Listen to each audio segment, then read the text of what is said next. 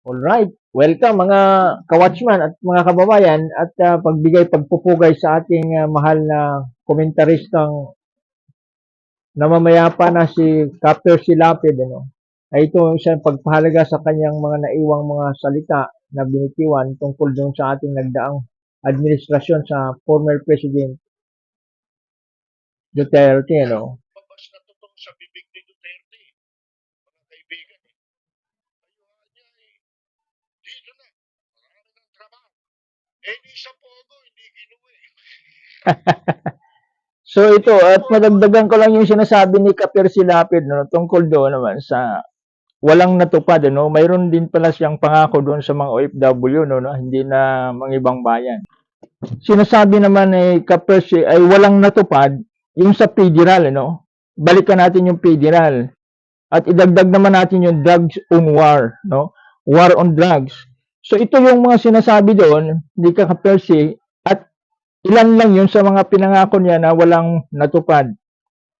So ibig sabihin, ang mga pangako ni Duterte ay hindi lang pangako, may halo pang mga pangungutya sa mga tao na kalaban niya, kagaya kay Tatad, no? Talagang ipapahiya ka talaga pagka nag-speech siya na kagaya na yung bayag ni Tatad nung sa Mindanao siya nagsalita.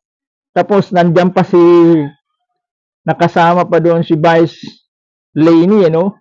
Parang pananadya na parang ipapahiya ka na sinasabi, ito si Laney, sinusundan-sundan ko.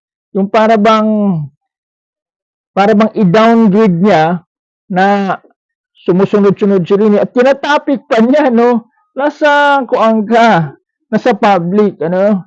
Ibig sabihin, pagka ikaw naman isang matino, wag mo nang idamay ang mga ibang tao sa public engagement, lalong-lalo na ikaw ay isang tinitingala sa buong bansa dahil ikaw yung head of state, no?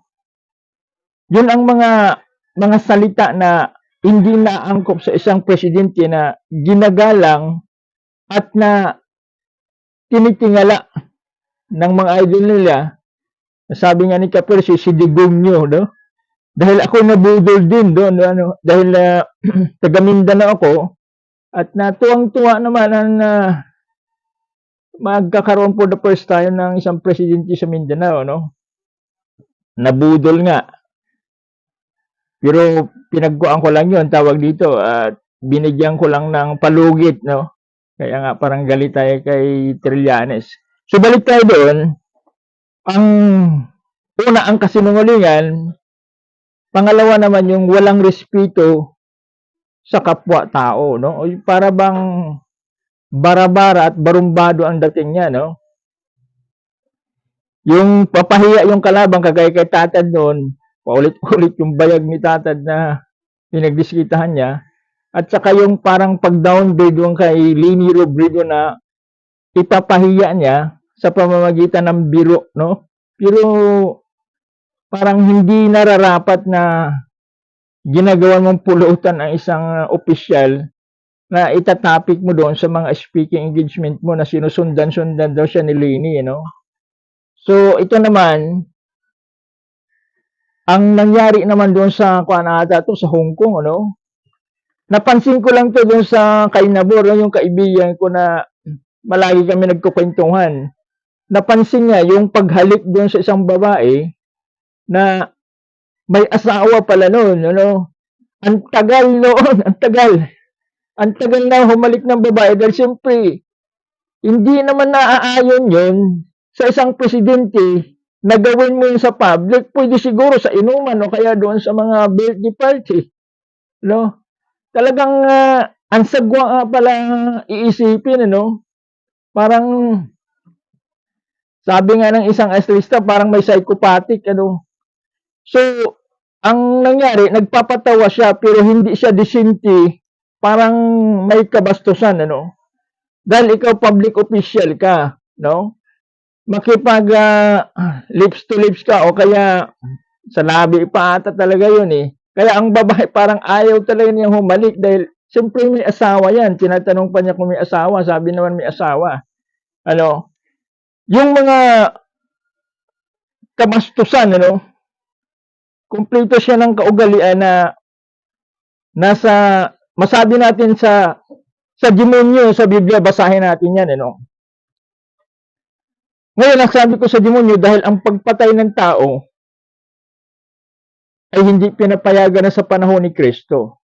Sa panahon ni Moises, pwede yan, ano. Pero pinapahinto ng Panginoon yan dahil hindi maganda na kung saan ang tao ay hindi pwedeng kikitil sa buhay ng tao dahil ang Panginoon ang nagawa. Kahit gaano ka pa katalino o kahit gaano ka pa kagaling na abogado, hindi pinapayagan yan ng batas.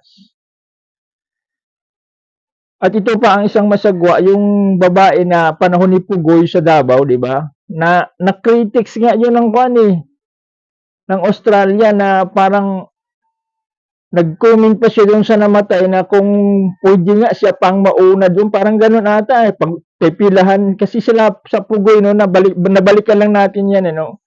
Ibig sabihin, yung mga remarks niya hindi nararapat sa isang presidente dahil ang isang presidente ay buhay at kamatayan ang lalabas sa bibig ng mga dating hari. Pagka sinabi nilang patayin, patayin. Pagka buhayin, buhayin nila dahil yun. Pero hinaluan niya ng kasamaan talaga, no? Yung bibig niya ay yung pagmumuran niya sa Santo Papa. Ako, hindi naman ako niniwala sa Santo Papa, no? Pero ang pagrespeto doon, ano, yung ibig sabihin, minumura mo, hindi rin ba nararapat yung kahit hindi siya maniwala kung galing siya roon o hindi na siya maniwala, ang pagre-respeto pa rin, ano? So, ibig sabihin, yung isang leader ka at head of state, magmumura ka sa mga kasamang mong head of state, kagaya kay Barack Obama o anong sasabihin niya, dahil kalaban niya, dahil maka-China siya, no? So, ano yung mga sinasabi pa ni Kapir Silapid? Marami, no? So, ipasok ko lang yung kuan dito, yung sa Biblia, no? So, iangkop ko, dahil ako yung nagsasalita na, dahil ako yung nasa church, kaso nga lang, hindi pwedeng manatili sila na gusto nilang bawiin pa ang kapangyarihan sa panahon ni Sarah, no? Karumal-dumal at hindi naaangkop ang isang babae maging head of state.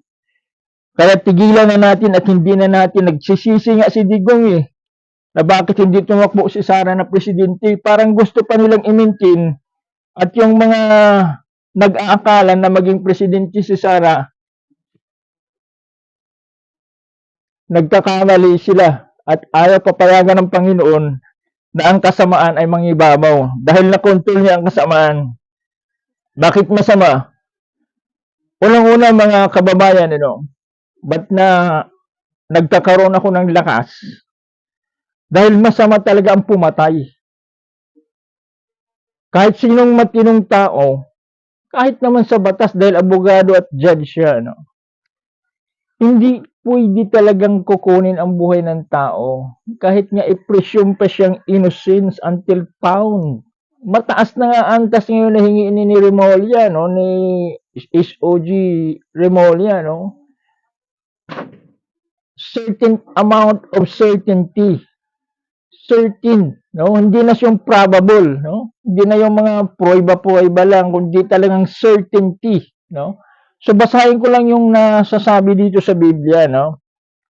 Mga kababayan, naiangkop ko, kasi nasa religious ako at hindi naman natin pabayaan na gagawin na may leader na naman tayo na hindi.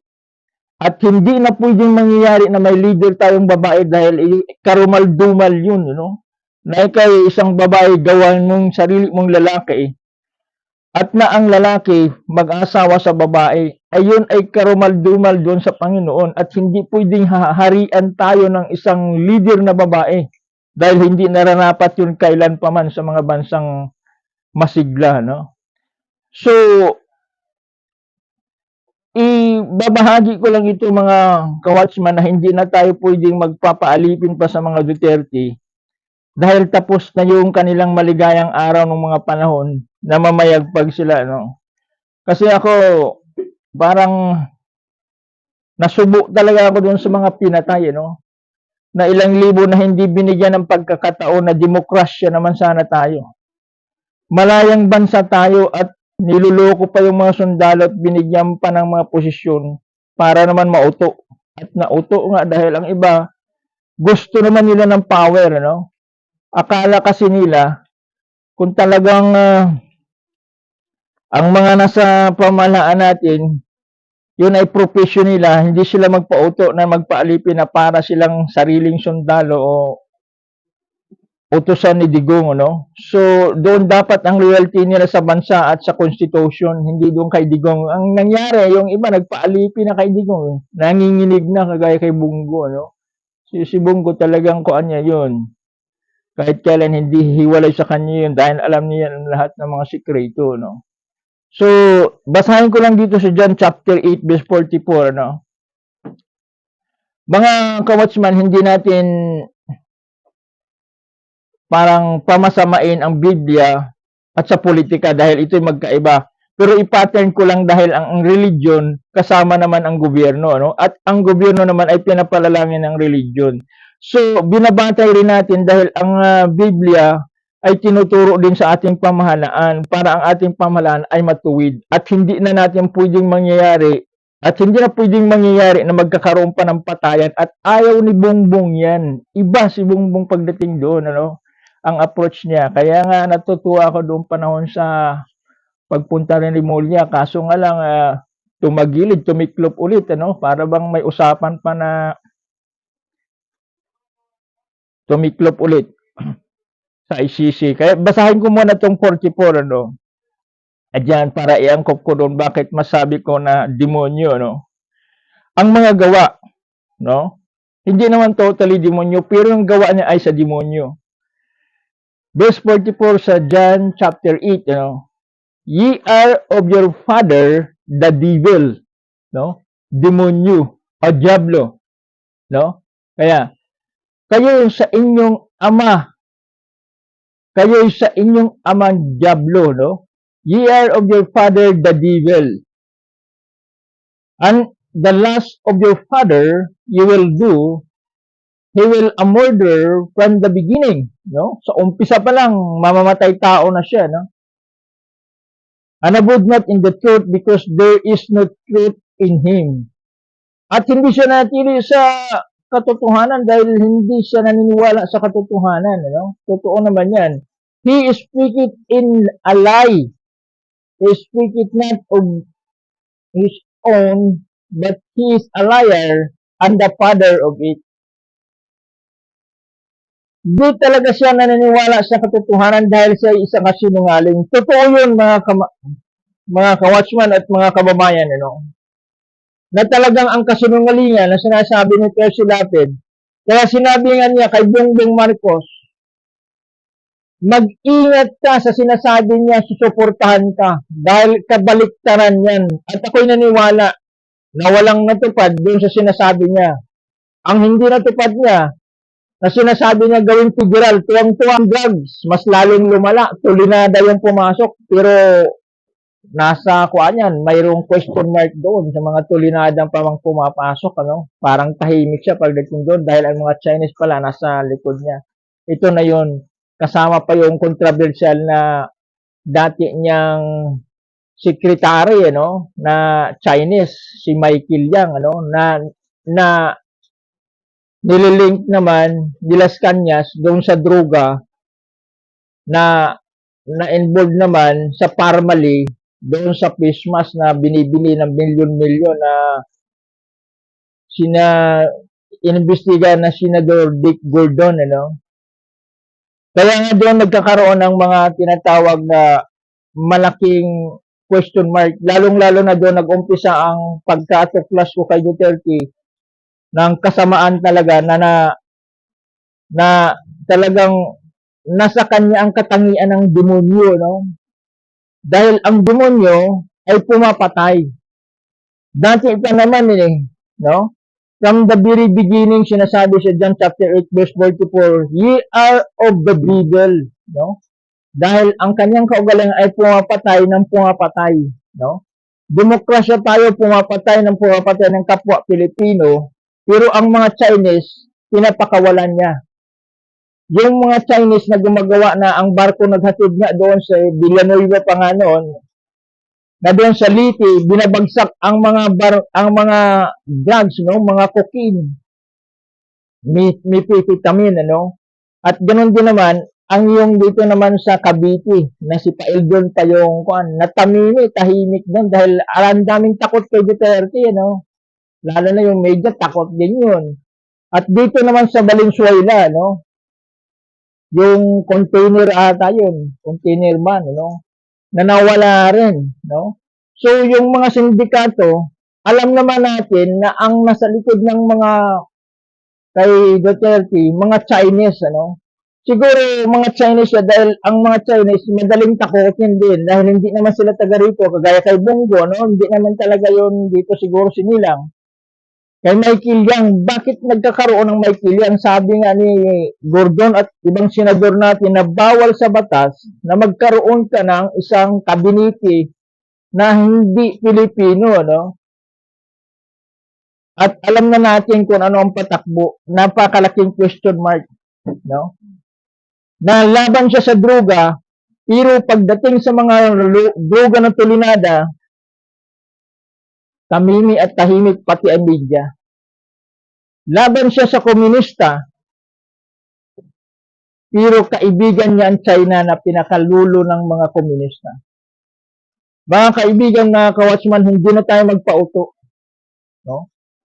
Hindi na natin papayagan na mayroon pang Duterte na at kung ang pa nga kagaya kay Nicolas Ceausescu yung mga pinatay, no? Dapat nga bitayin nga 'to Yan Nicolas Ceausescu doon sa Romania, binitay ng mga tao dahil doon sa komunismo na pamaraan niya. Traidor si Digong.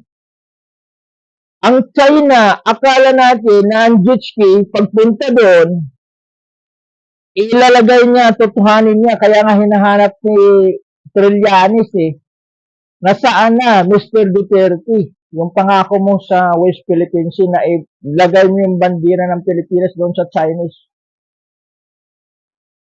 Di naman kayo magsabi, mga uga-uga pala kayo Kampanya lang yun. Parang gano'n, di ba? Parang mga uto-uto lang ang mga Pilipino. No? So makita natin na ang para bang ginagawa lang tayong mga gago o sa salita pa na karamihan na ginagamit. Ano? Ginagawa lang na ang mga Pilipino parang ginagago lang dahil ang loyalty niya talaga sa Chinese at hindi sa Pilipino. Ang kawalang-hiyaan niya, minsan binabypass pa si Bongbong Marcos, ano? Sinasabihan pa niyang weak leader, no? Napakasalbahe, Ikaw, presidente mabuti, napakabait ni Bongbong Marcos, Napakabait. Hindi niya ginagawan man lang ng ibang kilos, At saka pumupunta pa siya sa China nang hindi nagpapaalam kay Dugong, saka na nagpapaalam. Pumupunta pa siya sa China, hindi nagpapaalam kay Bongbong Marcos, President Bongbong Marcos. Saka na siya pumunta nung tapos na ang pakipag-usap niya sa China. Ito naman to isang talagang aid na to. Gusto pang gawin na diplomats o kaya isang representante ng Chinese, ng Philippines doon sa Chinese at gawin pang SAR ng droga. Walang yan, napakasagwa.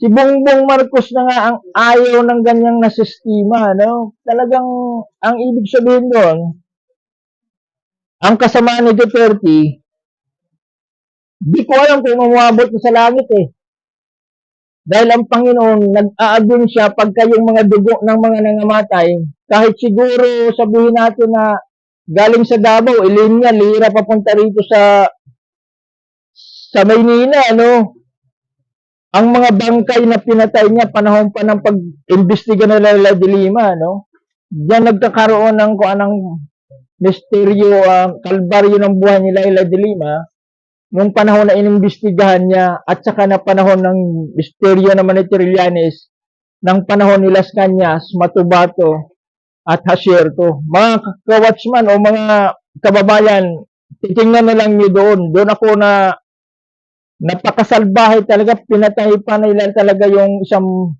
pamilya na may buntis pa at yung bata at humingi pa ng nagtawaran pa si Las Cañas,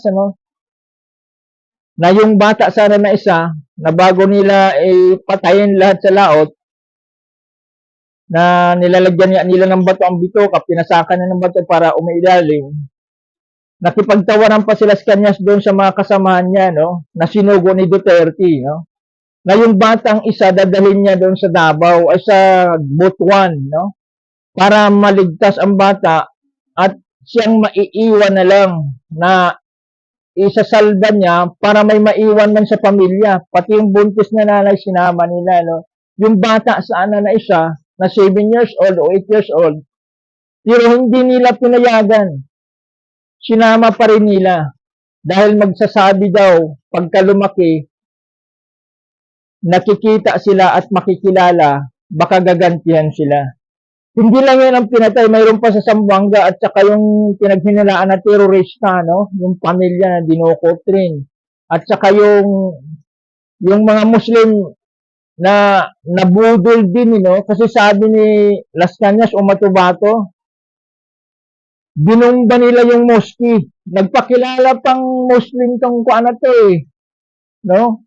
Talagang ang kasamaan talaga ni Duterte.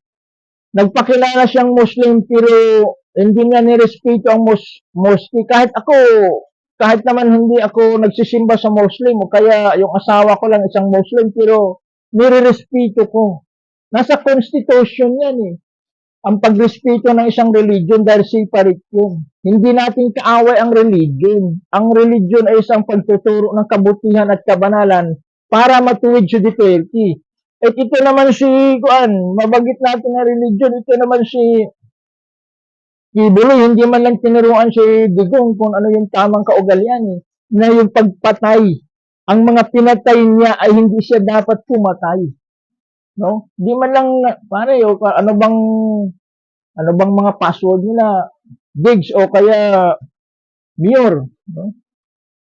Pabiro lang, no? Yung talinga nga galing doon sa kay Nathaniel na kaibigan ni David, no? Na sinasabi. Kasi mahirap mo pasukan ng isang taong balasubas ang pag-iisip Kailangan may talino ka paano ka makapasok sa isip niya. Na may advice man lang na baka may pagbabago para naman ng buhay at kanyang kaluluwa, no?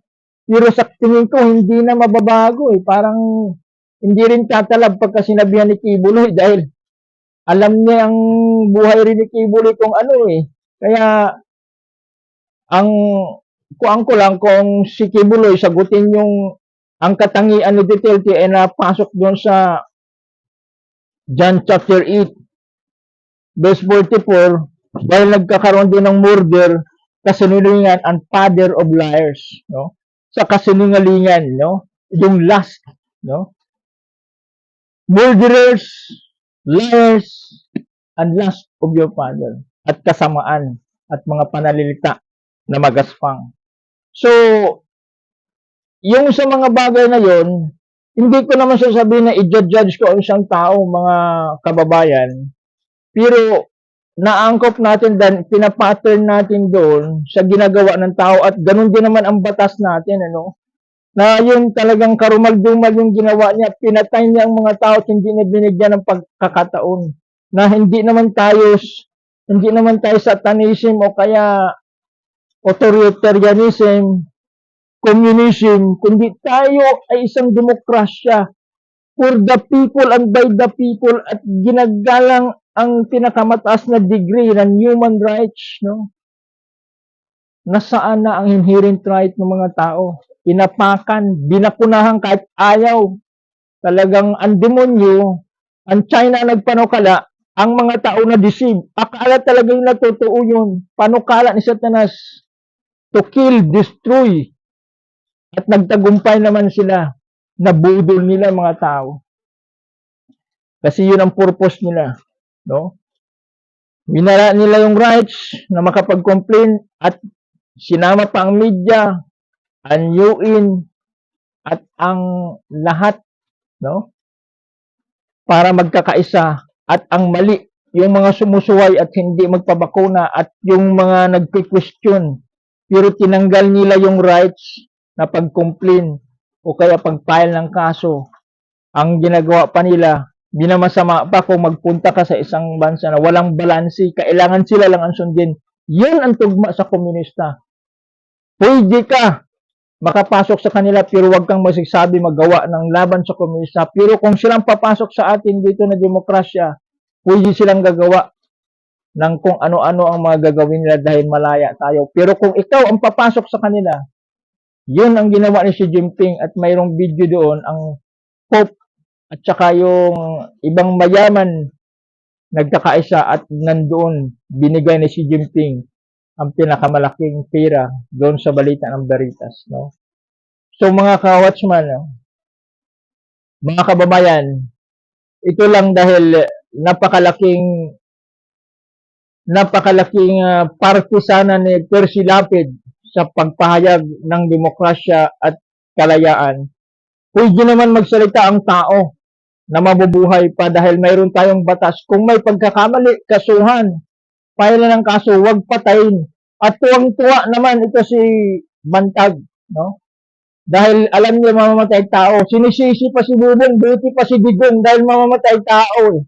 No? Talagang ang daming kahit na sabi nga ng iba, kahit na ano pang gagawin kung Digong, hindi pa dapat sa mga pinatay niya, no? Hindi pa pwedeng ibayad sa buhay niya. Kaya huwag na nating payagan, no? Na mayroon pang isang pangalawa, babae pa, karumal-dumal yun. Hindi pwede ang babae maging lalaki at hindi pwede ang lalaki maging babae. Labag sa Diyos yan at hindi tayo pwedeng magkakaroon ng isang head of state na babae. Pwede sila sa ibang level ng gobyerno, ng antas, pero hindi pwede ang lalaki ay maging head of the family at ang babae ay maging lalaki.